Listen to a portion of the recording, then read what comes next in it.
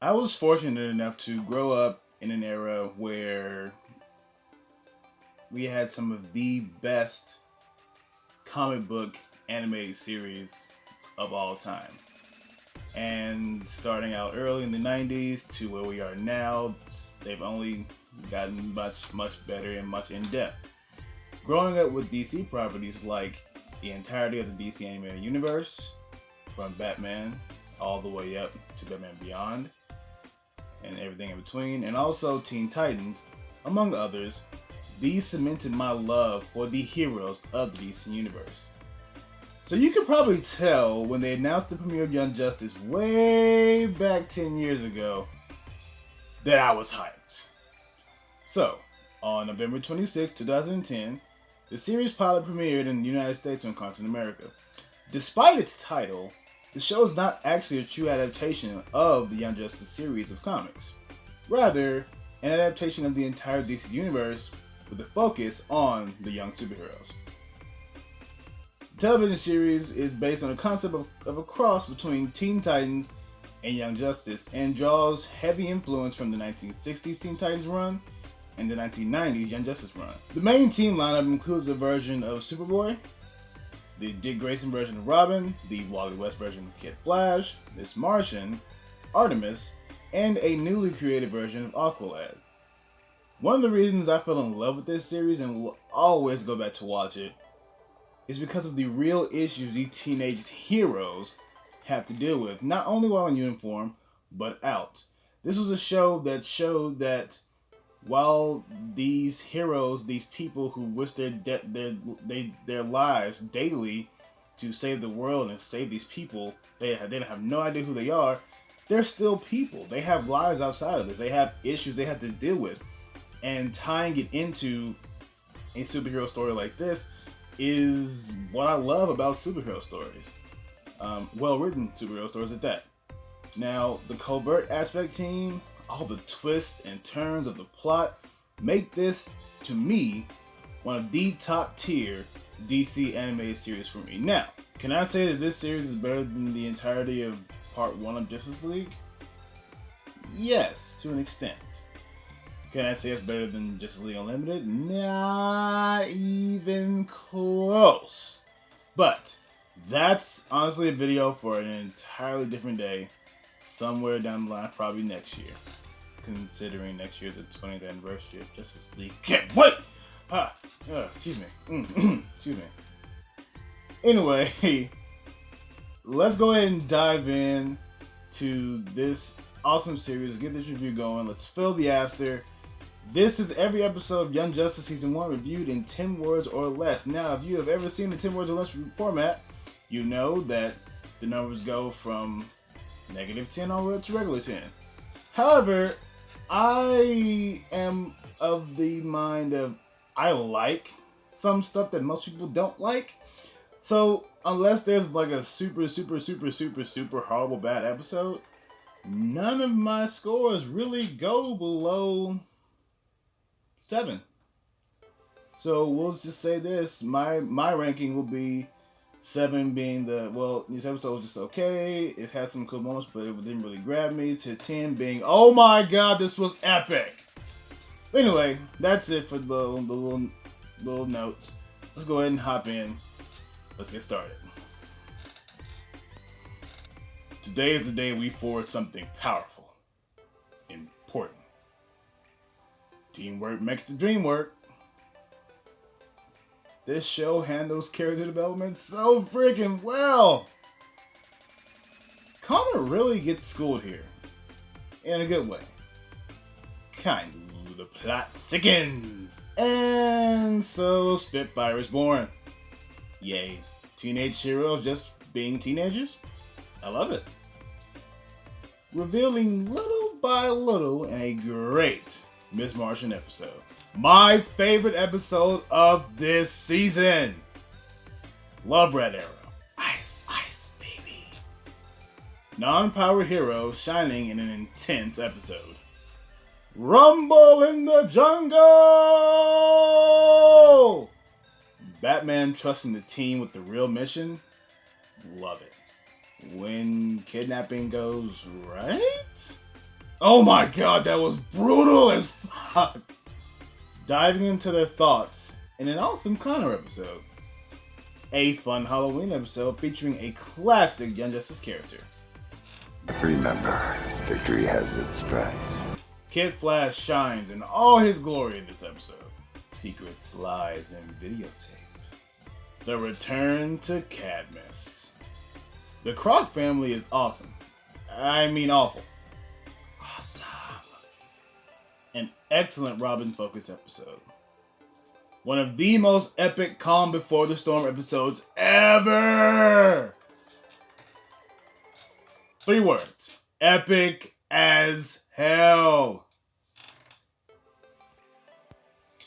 So, yeah, as you can see, a lot of high scores. I never really disliked any episode of this season, or the entire series for that matter, but we'll get to that point later. If I had to pick 3 episodes to actually just downright talk about it. Now, I might do a podcast later talking about it with one of my friends. Right now, I'm just going to pick 3 episodes. Coming in, number 3 is one of my favorite episodes, is Performance. This is the Robin episode. It's kind of a filler between, all the, we don't trust you, Artemis, and all the lies and stuff with Miss Martian. It's a nice filler episode that still ties into the plot of Red Arrow's there because he doesn't trust the 3 mole suspects. But that doesn't matter to me. The main matter of this focus episode is Robin. He's protecting Haley's circus and trying to figure out what's going on with them being connected to a whole bunch of robberies and wherever they stop. And it's really emotional because this is something that it's part of his past. Haley's circus was the circus that he grew up in. It's where his parents died. And it's where he was before he got adopted by Bruce. So to see this non-sanctioned mission, the leader of the team, his role as leader coming into his own, taking his friends and going to help his old family, it was a really, really, really amazing episode to me. Now, I could have put some others and everything, but I really picked this one because it gave me Robin's Reckoning vibes from the old Batman animated series. That's one of my favorite episodes of all time in the DCAU.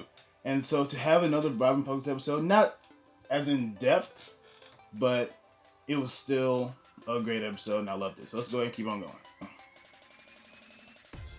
Coming in at number 2 is my favorite episode of season 1, episode 25. And this comes in as what's going to be part of an episode as part of number 1. But the twists. The twist at the end. First of all, the episode is called Usual Suspects. And we've spent, let's see, I would say probably the last section of the season, starting with episodes like Image and Agendas and Security. Literally the last 3 episodes before Performance, putting blame and putting suspicion on Connor, Ms. Martian, and Artemis. And of course, the main one pushing this agenda is Red Hood, not Red Hood. Wow, I'm way off. Red Arrow, and yeah, man, just like seeing the epic fight beforehand, while the Leaguers are getting inaugurated, and then they're going on a mission. They get the briefcase. Now, the mission itself was a setup. They knew they were tracking them. I wouldn't say the villains threw the fight. They might have actually been trying to kill them, but the whole goal of that mission was to make sure, I'm doing air quotes, the League got the case, the Ashate case, and so that put into motion the Light's plan of controlling the League. Team Soul had no idea, but they had a suspicion that saying it was too easy, and then the secrets are revealed, the lies are revealed. Artemis comes out. Hey, my family is Sportsmaster and Tigress. Oh my god! Like, what? We already knew it, but like seeing everyone else's reaction was crazy. Miss Martian revealed that, she was a white Martian, and Connor still accepted her, and her friends accepted her, and, and then Connor's like, hey, so yeah, my dad's Lex Luthor, and he's giving me these patches that allow me to fly into heat vision, and all 3 of us have been summoned to come to Santa Prisca to join their team, and they set up the plan. They set up This would give way to one of my favorite parts of season 2 later, but I'll talk about that later. But seeing the team flip the script and play the light, I mean, it's one of those like, it's one of those victory and defeats type thing. Yeah, okay, the team may have subdued some of their enforcers and all this stuff. Lex got away, Queen Bee got away, and at the end of the day, the light still won because they had control over the league until we saw the end of season, the end of the finale. But it was so epic, it was crazy, and then of course the end where Red Arrow infects every single member of the league with Starotech, and then as soon as Vandal Savage appears on the Watchtower, his programming breaks, and he's like, "It was me. I'm the mole." And he's like, "Yes, yes you were." I was like, "Oh my god, dude! Oh man, I wish I could go back in time and just record my reaction to watching that for the first time, man. It was so epic." And that, of course, leads into my number 1, which, of course, is my favorite episode, like I talked about, Targets. First of all, it's a really, really fun episode, just focusing on one hero, which this is the series that kind of boosted my love for the character of Roy and Red Arrow. And then, of course, I would, come to love him more as he gained more prominence in the Arrow series, which came out after this. But seeing him by himself well, we got a little taste of it in Infiltrator. But then we finally get a solo episode. He's in Taipei. He's trying to track down Chester. This was the beginning of their little relationship. He calls in his best friend, Aqualad. And the whole episode. And then when he's going in alone and he's tracking them to Ra's al Ghul, and you see the point of where Sportsmaster calls out Broken Arrow. And you see that like, oh, okay, well, his eyes twitch and then we go commercial. Well, it was revealed in the season finale that Sportsmaster was his handler. So we're sitting there watching like, oh, he just called him Broken Arrow and then they're finna keep fighting. And then we get that reveal at the end where it's like, hey, so yeah, give me all the information you got. Here's some new directives and everything. Go from there. Oh, I love it because every episode in this season, in this series alone, trickles. There's a trickle effect. It's one of those shows where you have to pay attention to every single detail. You cannot leave anything out because if you do, you're going to miss the importance of when something is revealed. That's what I love about this series. Everything from the beginning of the first episode all the way to the season finale, it trickles. There's always something. Even if the bad guys lose, they still somehow win. They still have a plan. They still have some... Oh, man.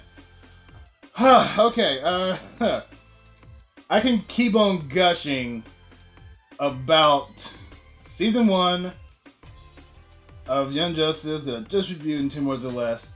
But I want to hear what you guys think. What do you guys think about Young Justice season 1? What was your initial thoughts when you first saw it? Do you think it still holds up 10 years later? Do you think the following seasons are better or not as good as season 1? Let me guys know what you guys think below in the comments. I really, really want to hear what you say. I hope you have had a happy Thanksgiving, spend time safely with your family, and a happy Injustice Day. I did catch some of my favorite moments yesterday I watched. In this crazy time, I hope that you are all staying safe. And please, guys, stay whelmed. Keep the aster. We'll get through this someday. I'm Shadow King signing off. Have a great day, guys. Hey guys, what's going on? Shadow here. Hope you enjoyed the video. If you did, make sure you like, comment, subscribe, and share the video. Those things really do help the channel out. Check out some of the other videos up on the screen. I'm sure there's something you might enjoy. As always, stay safe out there. Take care of yourself. May the power protect you. May the force be with you. And have the best day possible. Bye.